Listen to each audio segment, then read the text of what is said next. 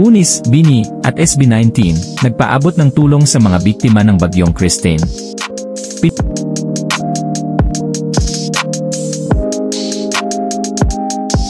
Natunayan ng mga sikat na grupo ng K-pop at P-pop ang kanilang malasakit sa kapwa, habang pinalalakas ang kanilang suporta sa mga biktima ng Bagyong Christine. Ayon sa Pag-asa, inaasahang lalabas na sa Philippine Area of Responsibility ang bagyo sa Biyernes ng hapon, ngunit iniwan nito ang bakas ng pinsala sa maraming lugar.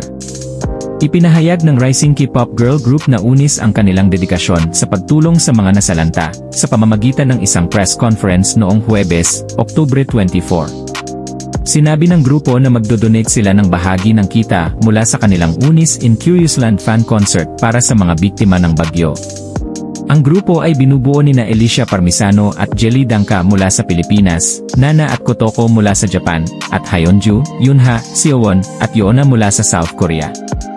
Sa pahayag ng kanilang leader na si Hyunju, sinabi niya, "Gusto naming magbigay ng mensahe ng pag-asa at kaginhawaan sa lahat ng naapektuhan ng bagyong ito."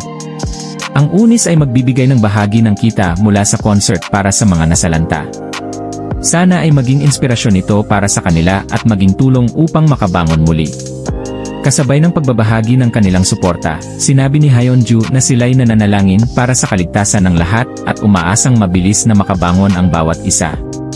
Samantala, ang P-pop girl group na BINI ay inanunsyo rin noong Biyernes, Oktubre 25, na magdodonate sila ng 1 million mula sa kanilang Grand BINIverse concert para sa mga biktima ng bagyo.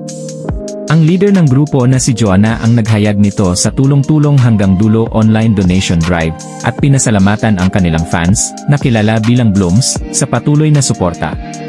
Sana ang halaga pong ito ay maging panimula ng mga donasyon sa Foundation Sagip Kapamilya upang matulungan ang ating mga kababayan, ani ni Joanna. Nagbigay din ng mensahe si Gwen para sa mga kapwa Bicolano na naapektuhan ng bagyo. "Lubos po kaming nagdarasal para sa kaligtasan ng bawat isa. Alam ko po na makakabangon ang Bicolandia," wika niya.